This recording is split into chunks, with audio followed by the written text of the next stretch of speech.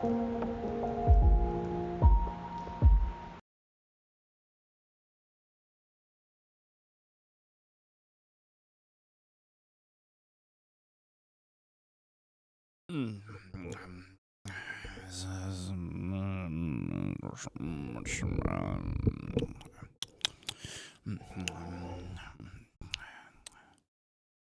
that fulfill?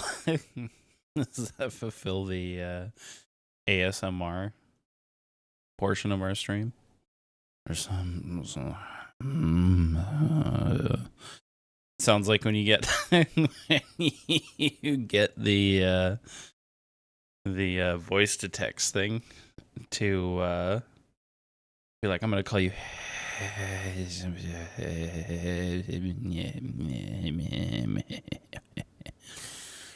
gonna do the H-E-H-E-H-E-H-E-H-E.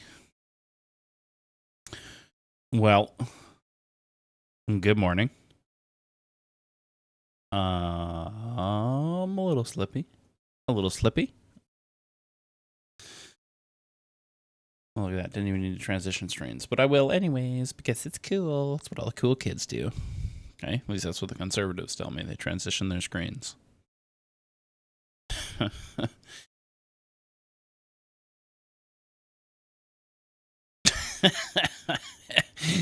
So I wanna listen to this. Why dying civilizations always turn to gambling. I am curious to see what they think.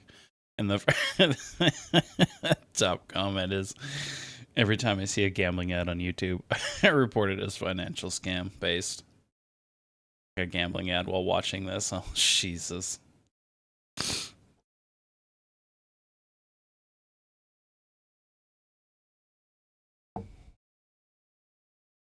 Used to work at a casino. I've seen lots of fools soon become parted with their money.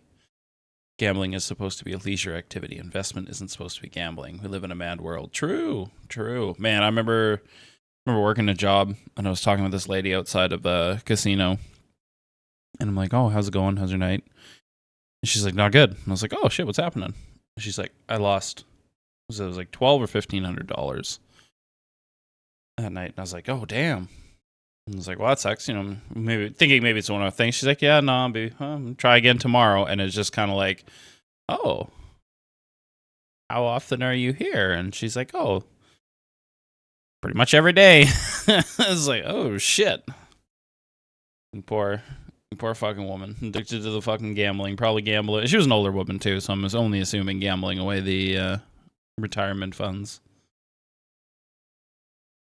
I work in a high-paying blue-collar field, and many of men are hooked on sports betting. Yeah, true. Lots. I know our boys have struggled with it a little bit, too. It's truly baffling to me. We make great money, and yet it's still sucked in. Yeah. Problem is a lot of people in the construction industry, they're trying to outchase their spending problems with their earnings. And you just can't do it. It honestly is like trying to outrun a bad diet. Pretty much exact same fucking principle. So, what are you to do? The people, they want to spend their money. And I say to the dolphin,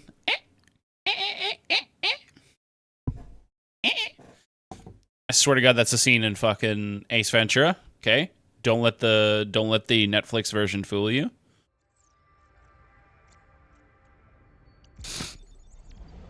Because if you watch the Netflix version, that scene doesn't exist where he's in the bottom of the tank and he's like, I am Snowflake's trainer. And I said to the dolphin, It's true, it's there. Don't gaslight me. Don't gaslight me, chat. Don't do it. Don't do it. You or hadn't clicked on the game yet.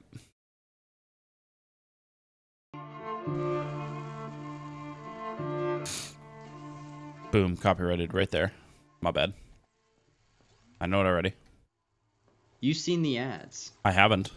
Oh, I have.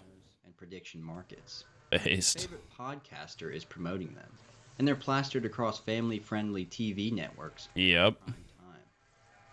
Gambling is absolutely everywhere. I've worked to poison my kid against gambling so hard, to the point he'll give my mom shit if she's buying a lottery ticket. Grandma, you're so addicted to gambling. It's so fucking funny. It's so fucking funny, which is good. And I've tried to teach them, like, hey, that thing that you're doing, that's what they're trying to get you to gamble when you're older. Like, this is why they're doing this.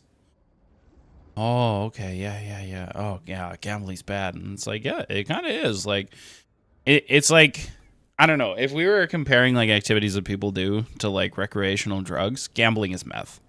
Gambling is absolutely meth. And it's one of those things where people will be like, oh, it's okay. I can do meth. Maybe meth? Nah, maybe cocaine? Cocaine's pretty fucking addictive, too.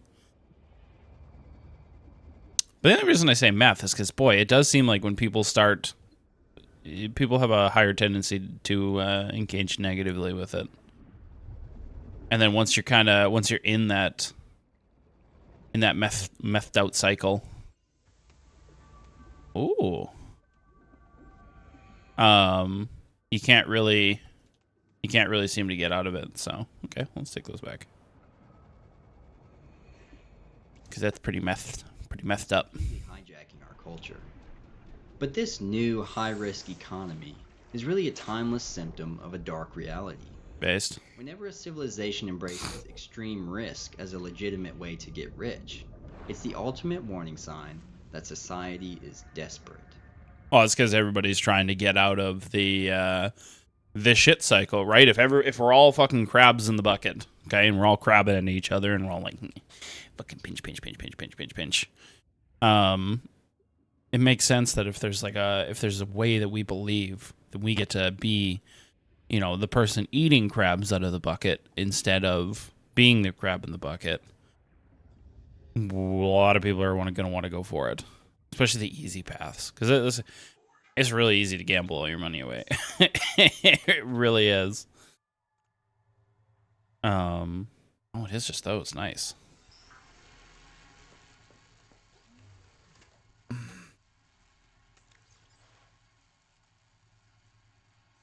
I need to make just a container of nothing but water. I'm so sick of going out and getting resources. Why does my guy keep being hungry? Jesus.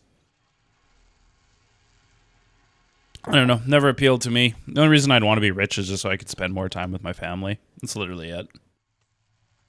I'm not looking to buy Bugattis or fucking big houses or go on crazy fancy trips. I just want it so I don't have to work. I can just spend time with my family. I don't know, man. It's really sad to see like a lottery winner win, like, you know, fucking $70 million, and then like 5 years later they're just broke. Even if they're just partying, they're like, "Oh, it was so fun. Now I'm back at work." It's like, man, you could have made it so that the party rode forever, bro. Like, what are you doing? Yeah, it's still running. That's fine. How long does it take to synthesize these suckers? 2-class steel. We'll call this refined material. Oh, nah. Refined stuff. There we go. Meow. Callie's hunting. Gambling has always existed. Has it? At specific moments in history, a mania for novelty and risk becomes a coping mechanism for the deteriorating conditions of our culture. For some, high-stakes gambling seems like the only viable option left to move up in the world. We're seeing this exact desperation play out right now, especially among young people who feel that the traditional modes of success have been permanently blocked. And many are turning to risky behaviors like online betting or cryptocurrencies. Which is funny, they're not. Like, you can still have a successful career.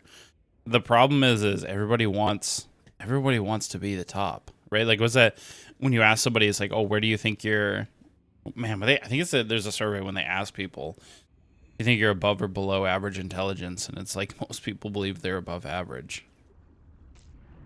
I think it's like that kind of deal where everybody wants to be above average, and it's like, well, then you realize that the average is going to shift. Like, generally, I think I'm pretty average in most ways. I'm fucking okay with. Equals a pretty decent fucking life. If you aren't stupid. If you aren't stupid about it, you can live a pretty decent life being average. So, in place of safe career paths. So what happens to a society when its people stop investing in the future and start betting on it instead? clearly only good things. We have to look at what happens when power structures become so stifling that vice becomes the only way to make it. 2,000 years But it's ago, not, though. similar gambling mania exploded across the dying Roman Republic, and the powerful figures who took advantage of that desperation ended up plunging civilization into civil war and political chaos. So let's see how it played out back then and why we need to be vigilant today about this high-stakes trend. In the 1st century BC, right around the time the Roman Republic collapsed, the poet Horace made a surprising observation about Oh my god, a horse was a poet? That's crazy. He noted that the upper-class youth no longer cared for virtuous interests, like horseback riding and hunting. They weren't interested in riding his back? Yeah, fucking weirdo. Okay, cringe. Fucking loser. Called by games of chance, like gambling and dice. Horace writes, "Now the noble's firstborn shuns the perilous chase, nor learns to sit his steed. Set him to the unlawful dice or Grecian hoop, how skillfully he plays." To Horace, this abandonment of traditional, manly activities was a sure Right here sign. the entire time.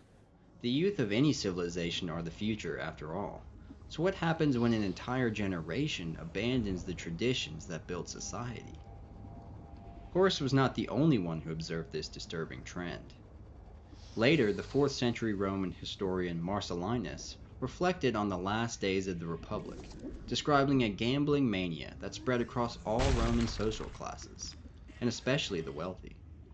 These upper-class gamblers called themselves tesserari, meaning dicer, as the more common word for gambler, alliator, carried a somewhat negative connotation. I was gonna say, God, me and the wife have talked about this a lot. How when you're wealthy, when you're wealthy, certain things certain things are not cringy, but when you're poor, that same thing becomes cringy. Right? Great example of it. Oh, I'm not a gambler. I'm a dice tosser, solier. You know, like fucking Randy from South Park, where he's like, Stan, I'm not fucking drinking wine. I'm having a wine tasting right now. It is classy. I am not an alcoholic. Like kind of like that. Or like if you're a single mom, right, and you can support yourself, it's not as cringy as if you're a single mom that's struggling, right? Like there's certain things that society it is weird that like a moral weight or the way that we look at it, the way we judge people is so heavily invested in how wealthy you are. So what are you to do, man? People be judgy. People be judging. Right, Callie? Right, Callie? What are you doing? Please don't season my coffee.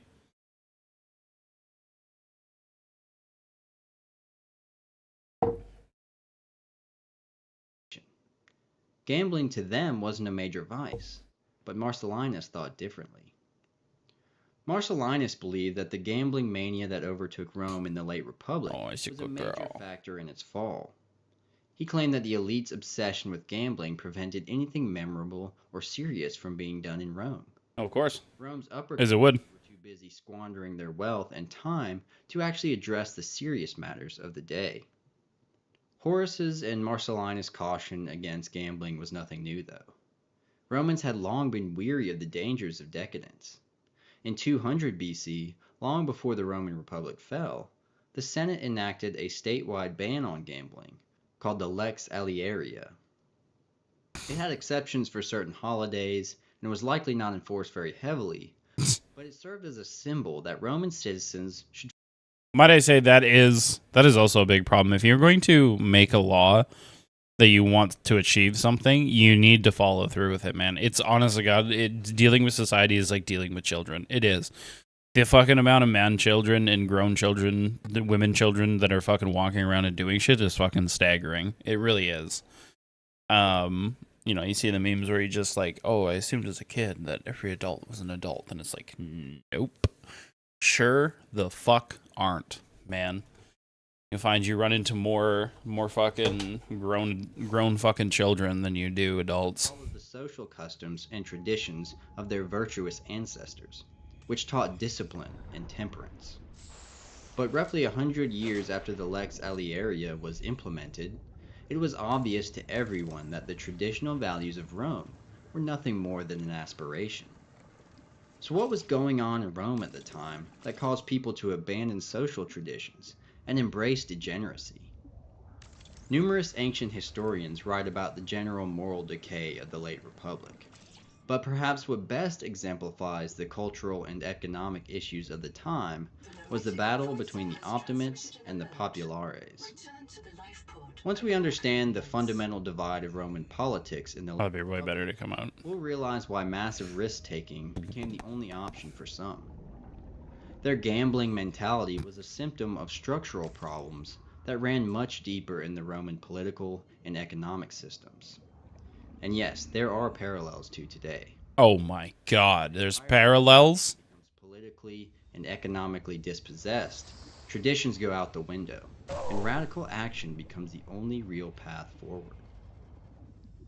It's not. Nope. I disagree with that statement. It's not the only real path forward. It's the only path forward because you can't get everybody on board. And I don't even think the extremism is, or the extreme actions are the things that really need to happen. I think it's just what people end up doing. I think there's a vast difference in that. I think it's like getting really, really fucking fat, and then you're like 400 pounds, and your doctor's like, your heart's about to explode, and he's like, I gotta go on a fucking crash diet. And it's like, well, no. Like, the whole point is, like, you should be making small changes to push yourself to a healthier lifestyle. Like, that's what you should be doing, even if you are 400 pounds. Like, you shouldn't be going on a crash diet because you're gonna make fucking things worse. And I think this is the same thing where it's like, oh, society's so fucked. The only thing I can do is fucking extreme action. Just fucking extreme. It's like, no. If everybody together just took like small little changes, we'd be a lot better off. But well, what are you gonna do? What are you gonna do, right? People's brains are all finicky. They're all fucked up there. The Optimates and Populares were two factions of the Roman political class that were mortal enemies. The Optimates were the conservative elite who aimed to keep power in the Senate and protect aristocratic wealth. They valued tradition, bureaucratic means, and the continued oligarchy that those ensured. And sucking. I'm just kidding. Opposing them were the Populares, who appealed to the needs of the people, like debt relief and expanded citizenship. They often tried to bypass the Senate and took matters directly to the plebeian assembly to win the masses. The major issue at the time was land reform for small farmers and dispossessed veterans. As Rome had expanded, it incorporated a large population of cheap labor, namely slaves. The large slave populations could be used by wealthy citizens, often supporters of the Optimates, to undercut their competition. Small farmers and landowners couldn't compete with the wealthy oligarchs who could afford many slaves. Likewise, veterans who had given up their farms to serve in long campaigns came back to nothing. They couldn't afford to upkeep their estates while gone, and there were limited options. Didn't we just drink a bunch of water? Jesus. The Populares, like Caesar, sought to remedy this situation by giving plots of land to veterans and limiting the influx of slaves to Italy. But the Optimates opposed any reform. A dangerous scenario emerged from these conditions. Massive wealth disparity between the upper class, who benefited from the cheap labor of slaves, and the dispossessed soldiers who had been stripped of their farms. The sheer amount of these... Wait, can I not move this? Are you serious? Stability, and tensions among the classes were heating up. For the upper classes, they felt untouchable. They were doing better than ever, and the vast wealth they were accumulating was leading to the vice and licentiousness we talked about earlier. They gambled and debauched out of sheer frivolity, but in increasingly reckless amounts. The poet Juvenal eyed this tendency during his own time, shortly after the Republic's fall. He observed that the wealthy in Rome had much to spend on gambling, but nothing for the poor. When was gambling so reckless? Men come not now with purses to the hazard of their gaming table, but with a treasure chest beside them. Is it a simple form of madness to lose 100,000 sesterces and not have a shirt to give to a shivering slave? On the other end of the spectrum, the soldiers and farmers who had given their lives to Rome now had no clear path to reclaim their livelihoods. They were becoming increasingly desperate, and surely more than a few began to make foolish gambles to recover their lost wealth. Will and Ariel Durant, in their work Lessons of History, write of the economic desperation. Welcome aboard. Rome was full of men who had lost their economic footing and their moral stability. Soldiers who had tasted adventure and had learned to kill. Citizens who had seen their savings consumed in the taxes and inflation caused by war. With economic pressures reaching such high levels, traditional moral codes were brushed aside. Why obey the cultural codes of our ancestors if we don't have a future? They asked. Why sacrifice more for a republic that will give us nothing? Radical change must be the only option. This is the desperate attitude that Caesar capitalized upon, and what would plunge the republic into a full-fledged civil war, ultimately ending it for good. It's quite ironic, actually, that Caesar's famous words before crossing the Rubicon, "The die is cast," would be a reference to the dice games that were so representative of the collapsing moral and economic framework of Rome. The gambling and moral degeneracy of the late Republic was the outlet of a desperate people, frustrated that cold economic self-interest had become more important to the Roman elite than the well-being of their fellow citizens. Oh, MDH, hello. How are you? I am doing well. Just doing a little streaming before my family probably gets up at about 5 a.m. my time, so about another half an hour.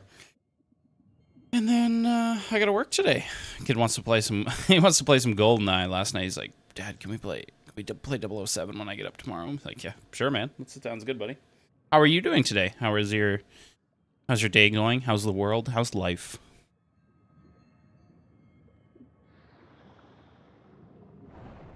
I don't know. There's no titanium in there. Hope you're doing well.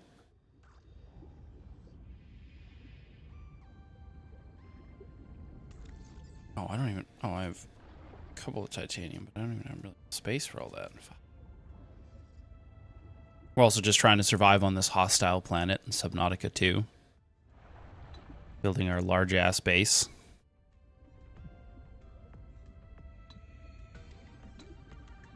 Welcome aboard.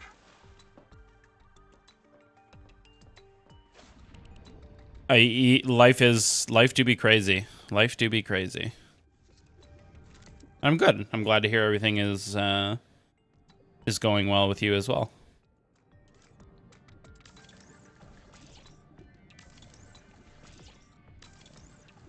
There we go. That should hopefully be enough space now to put the moon pool part. We can expand that later.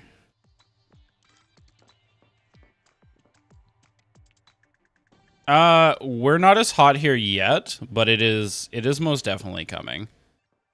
There's no doubt in my mind that at some point here we are going to get unbelievably fucking hot.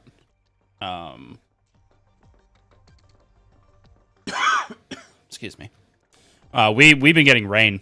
We get for the last little bit, like we've driveway season for us has been damn near non-existent. Which is really weird. Like our boss figures were probably, from where we normally are, we're probably 100, 200, no, not 200, probably 100 driveways-ish, if not a little bit more, behind because of the rain. So you're talking to probably a reduction in the boss's accounts receivable by probably 100K plus this year. So I'm sure we'll make up for it. Like, if we can get, and it looks like it's supposed to be, I think the rain, because we're actually working today because it hasn't rained in the last couple of days. Finally, it's like the first Saturday we've worked in a couple of weeks. Other than next Wednesday, it doesn't look like there's really any rain in the forecast again. So that is nice. That's not too bad. High 20s. High 20s I can handle. Yeah, I've actually kind of wondered what kind of, because I was like, well, it makes sense that like Europe gets big heat waves because they're by the ocean. But yeah, does Tokyo not get as hot? Well, now that makes me wonder.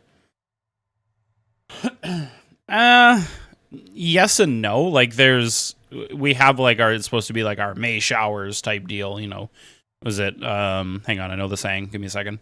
What is it? April showers bring that's what it is. April showers bring May flowers. Is generally like I have literally coloring pages from when I was a child where it's like in as a lamb, out as a or in as a lion, out as a lamb type deal when it came to the weather. And so for it being all the way in July, it is kind of, or all the way in June, it is pretty weird. And it was like I think we beat our 112-year record for rainfall. By a substantial amount too. I think last month we got a whole month's worth of rain in like 2-3 weeks. It was like 225 millimeters, which is about 2 feet of rain. So yeah, it does reach 35. And with the fucking humidity, that shit's fucked. That's ugh. Oh my god, we just drank. I swear to god, we just drank water. Why are you always so thirsty? What are you swimming around in salt water or something? Jesus. Ugh. That's gross. That's fucking 35 and humid. Gross. We'll probably... I would be shocked if at some point we don't get that plus 35. And the worst part is other than them, because we've had it before where we've had summers where it was like super fucking hot, and they won't deliver us concrete. They're just like, nope, it's too hot. It'll flash in our trucks, or you'll put it on the ground and it'll just crack. It'll dry too quickly and it'll just crack the shit out of it, and then we'll have to warranty everything. So we'll see. It hasn't happened yet. The forecast doesn't look like it yet, but I could definitely see in August it taking a hard flip-flop. Yeah. The water situation in the States is fucked. I just saw yesterday, too, I wanted to maybe find a video or a news article about it at some point, read up on it, is one of the major energy producers like, yeah, we can't keep up with demand. Like, sorry, 67 million customers, there's probably going to be rolling back blackouts, and you're going to have to deal.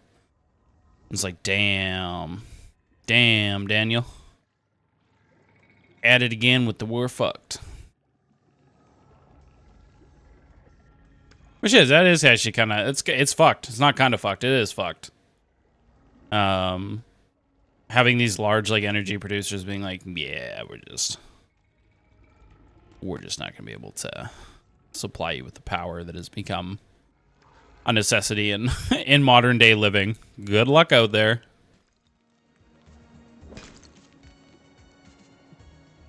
And yeah, the river, I remember watching the, yeah, I don't remember what state it was, but they were basically like, the river right now is fucking dry. And normally, like, we have monsoon rains coming, but if we don't get something, it's like, yeah, people's water is going to be rationed. A very wise friend of mine once said that people will only take climate change seriously once Western countries can't just turn on the tap for water. And God, was he so fucking true. He was so true. He was so fucking based. It was such a wise thing to say, and it's coming. It's coming. A point where the average Westerner goes to turn on their tap, and there's no water at the end of it, is coming.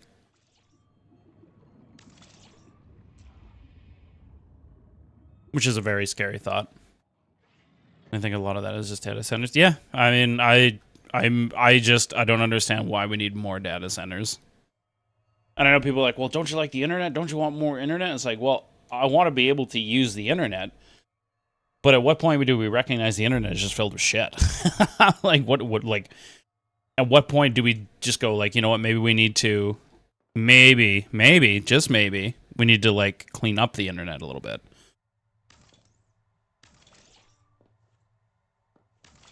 Because my guess is you wouldn't need as many data centers if you didn't have 3/4 of the fucking slop that infests the fucking internet.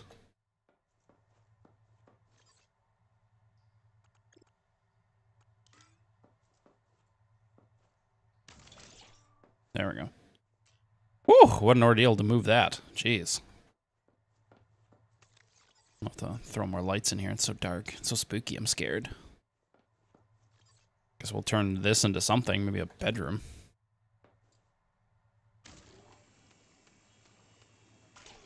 There.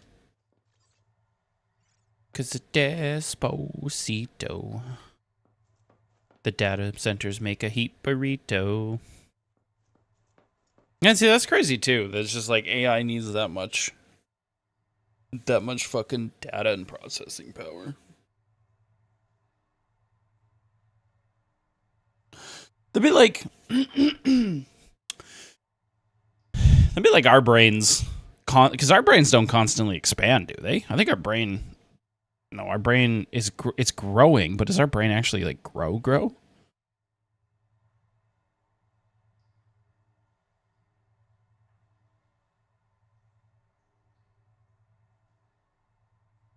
So I'm sure for birth, your brain probably grows in size. Okay, it's like 1/4%. Okay. Oh, yeah, this is Subnautica too. If you've never played the Subnautica series, highly recommend. You are trapped on an alien planet in an ocean-style world. And, yeah, you got to explore for resources. Beautiful game. Absolutely beautiful game. All the color, the fish, the oh, was that my dead body? I think I died there. All the cave diving and stuff. Biggest thing is obviously like running out of oxygen.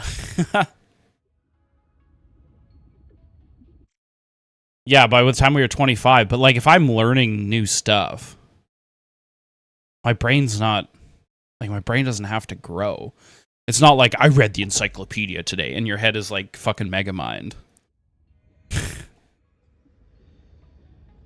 But I wonder if it's only like that because our brains like are really good at kind of, but then again, all that information is fucking. Oh yeah, I can. Yeah, when you die in the game, it leaves you like a little pod to pick your shit up. It's not like I'm mega mining every time I fucking learn something new. I mean, all the more reason to show that like an AI at this point isn't. We aren't because realistically, an AGI fucking oh shit, our shit's offline. An AGI AI wouldn't constantly need new data centers, would it? Wouldn't it just like learn to let certain things go? Because it feels like if you constantly need to build them, you're not actually making it think. It's just you're just pumping information into it, which isn't the same as thinking. What do I know? I'm just a man. Life's just a woman. I don't know, man. It's just, yeah, I think a big problem with humanity right now is nobody knows where humanity should go. And data centers is the only thing that's like, everybody's like, oh shit, they're doing something over there. They're doing something over there. Go fucking do that thing. Go do that thing. And it's like, well, shit, I don't know if we really need to be doing that thing. I don't know if that's the thing we need to be doing. Oh, actually.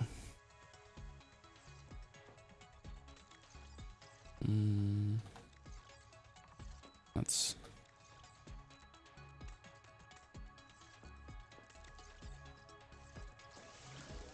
like fucking probably the truth really would be a lot of like healthcare shit needs to be spent on a lot of educational things, infrastructure, social services. Like, those are the areas that we should be pushing people towards, but that's all, that's all government spending. Ugh. The people will not stand for the government spending. That would be absurdum irritardis. There we go. Large air tanks all around. Yeah, let's go. Let's go collect some food.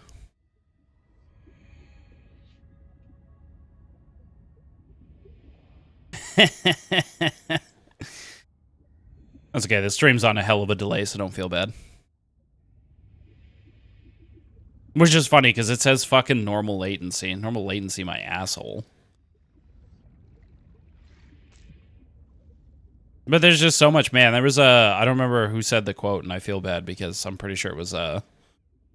Pretty sure it was a black woman, so, you know, I gotta give credit where credit's due, man. There's just none of quotes from all different sorts of people. But basically, she said, it's not the fact that there's not money, there's not will. Because that's all it comes down to. There's money for everything. I mean, the thing is money is a man-made resource that we could learn to navigate and spend and collect and basically manipulate any way we want. But the problem is there's no will to really manipulate it in a way that benefits everybody. So...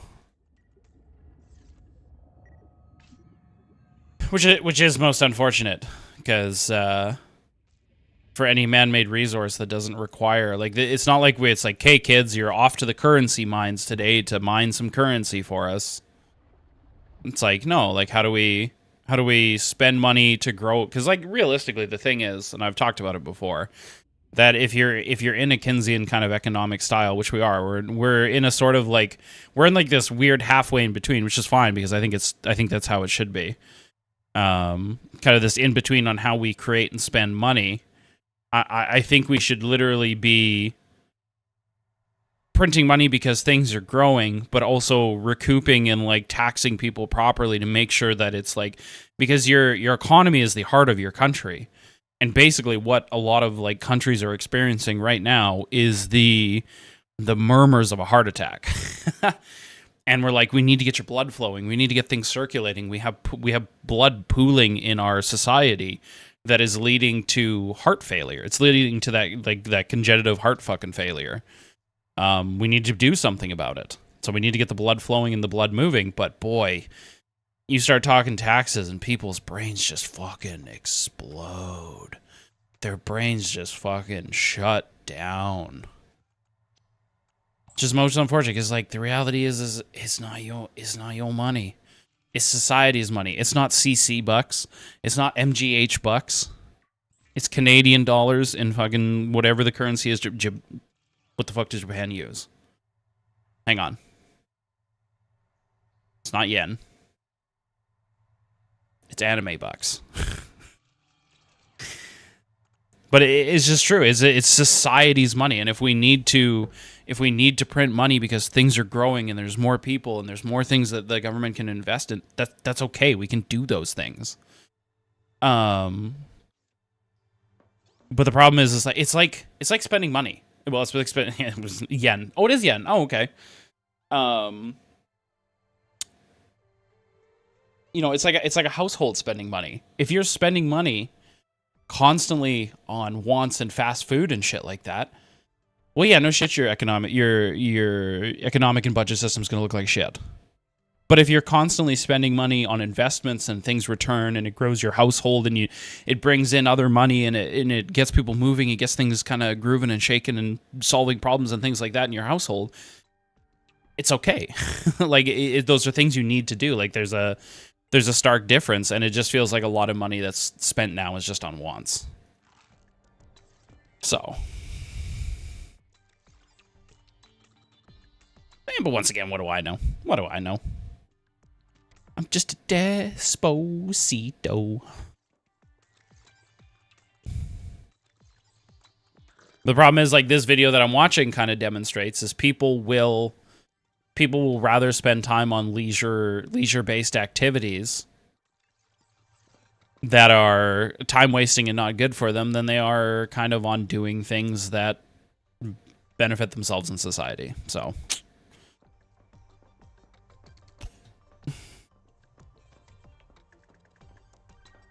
okay, can't put that in there. Got it. Gotta walk through the dark, creepy hallway. Got it. Oops. Furniture and decor. Need my poster. It's okay. That's a good reminder. Gotta keep calm. Keep calm. Keep calm. Keep moving on. What in the fuck are you doing, little fishy? Well, your dinner now. That'll teach you to fucking... Oh, we need fiber. There. I can stare at the fishies while they sleep. Or jork it to them. I don't even know what I'm doing right now. What am I doing? What am I doing?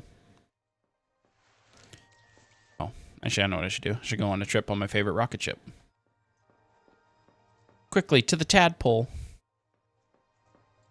So, yeah, people are unfortunate. Society's kind of unfortunate. What are you going to do? At some point, something will give. It always has to. It always eventually does get better. Oh, hey, fishies, what's going on? Either gets better or it doesn't. But I do wish that people were a little more... I don't even know if societally plugged in is the right word, because I don't think that... Because I'm fine with people not being, like, hardcore plugged into everything society's doing. But I wish they would be a little more conscientious about the actions and a little more self-accountability style about what effect they're having on society as a whole. Because I literally watched this woman yesterday, okay? She's looking at it, she comes out, she checks her trash can, she opens the lid, and she looks in it, and then she takes it and she dumps it out, okay? So her trash was empty that day. She dumps out this thing in the trash. It's a single plastic cup. I think to myself, oh, she's like taking it out. Maybe she's going to put it somewhere else. Maybe, I don't know. Maybe she's got garbage. Maybe she likes her shit in garbage bags. Who the fuck knows? Okay. No. She just dumps it right on the fucking ground. Puts her garbage bin back. Drives away. So what do? I pick up that fucking cup. I pick up that cup and I go toss it back in her fucking trash bin.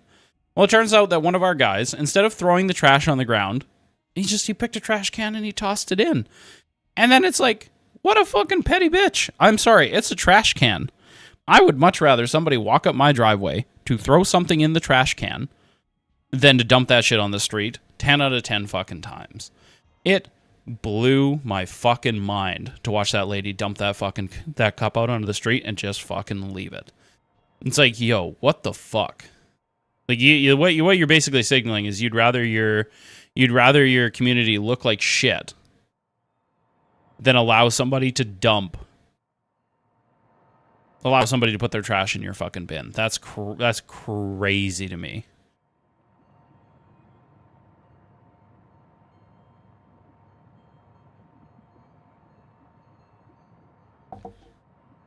But it's little shit like that all adds up. It all compounds. By the way, this is a creature. It's a giant clam creature that if you touch his little spindlies, it'll fucking... Look at that sucker. He's huge. Look at him. That's okay. I'm enjoying.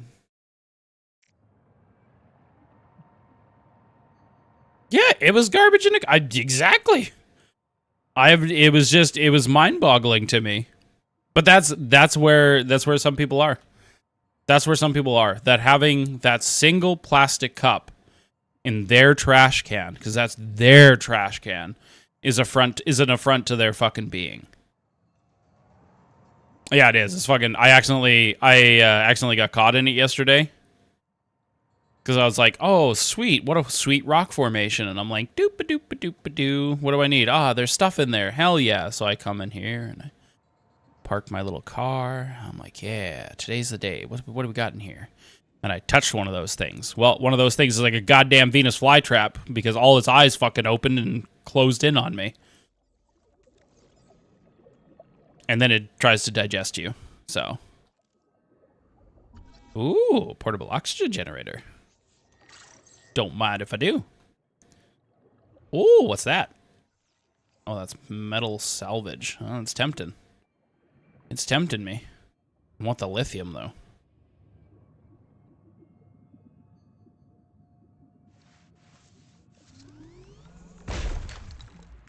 Yeah.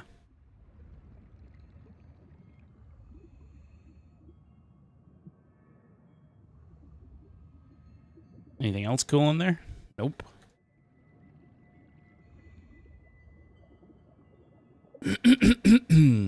Requires repair tool. It's fine. It's 92% fine.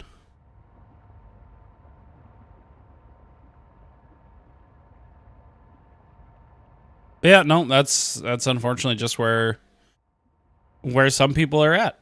It's I'm not too surprised. I mean, we see it. Honest to God, we see stupidity every day. Working in construction, you'll see homeowners doing stupid things. You see other construction people doing stupid things. It's just crazy the level of stupid. Excuse me.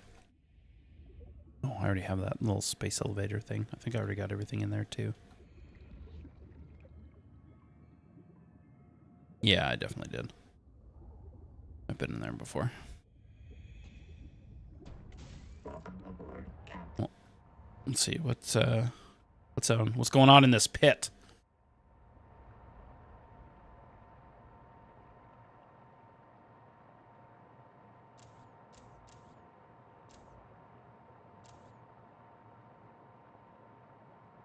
Oh, it is a deep pit. Well, we'll get to the 250 with the thing here. I'm gonna have to go. I'm gonna have to hoof it. Well, we'll keep our emergency flotation device in check. Holy fuck.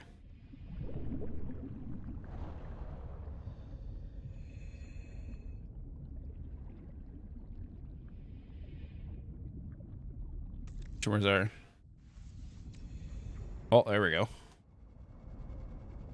There we go. What's that? Just salvage, I think. These little vents. Little rock formations. It's something. Oh. Got more parts of a ship. Although I'd be leery of giant creatures down here.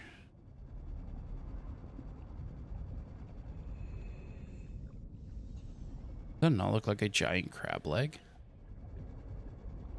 Where does it go? Leading to something.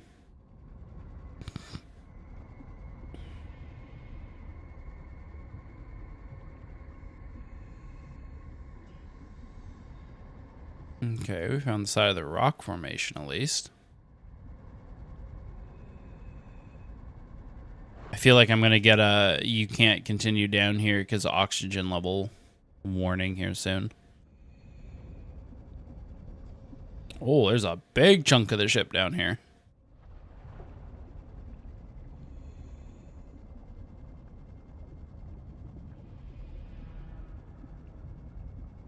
Oh. 30 seconds, change it out. Oh, what do we got over here?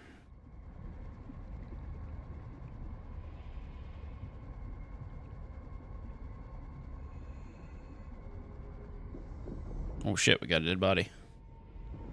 Print terminated by barotrauma. Oh, look where we are. We got it inside the ship and we got some oxygen. Let's refill our other tank. Hell yeah. Oh. Oh, hello, creepy person. Oh, nice. Oh, we have to scan it? Wait, have we been here before? Oh, I think this is where we started. Oh, because we got an escape pod and we headed to the surface. Oh. So we're back where we started, because, yeah, we got out of here. Oh, shit, I do remember now. And, yeah, we went that way and we got out in an escape pod. Oh, well, shit. We are pretty fucking deep, then.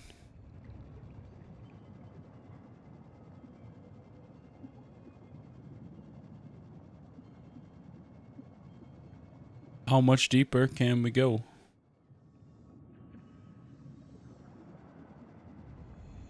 The worst part is, do I have a...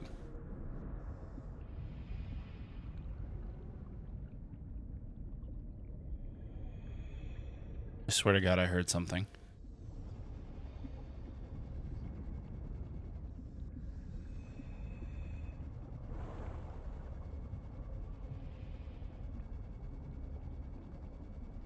God, the fucking sea is terrifying.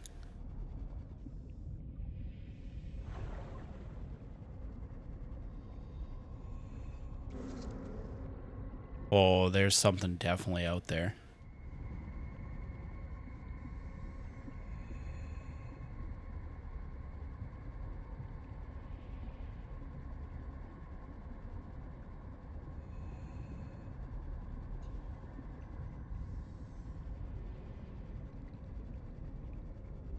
Well, we'll get a quick...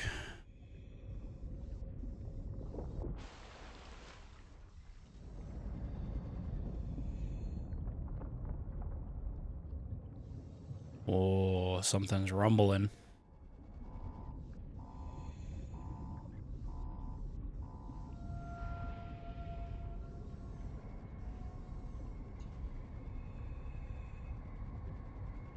This looks like the flood from fucking Halo a little bit.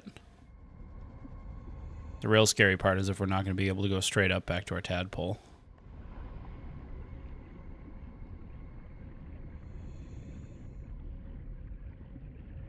There we go. That's all we got in our ascension tool. We'll get there, no problem. We got three air tanks. Always travel with spare air tanks, people. We need to reload this though. There we go.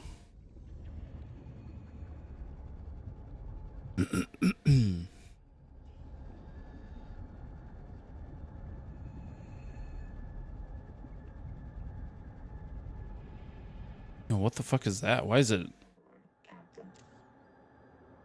in like the shape of a circle? Is that what we came down in? The hole? Holy shit.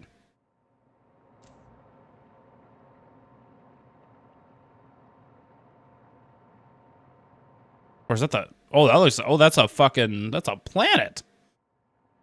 That's not the hole we came down in, because the hole we came down in is like that. It wasn't a perfect circle.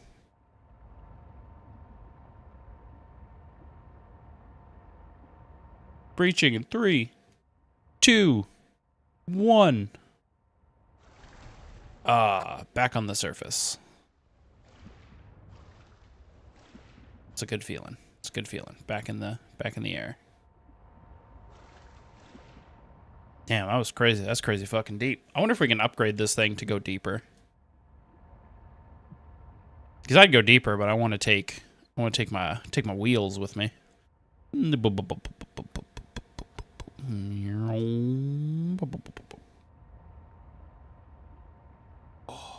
get mid back.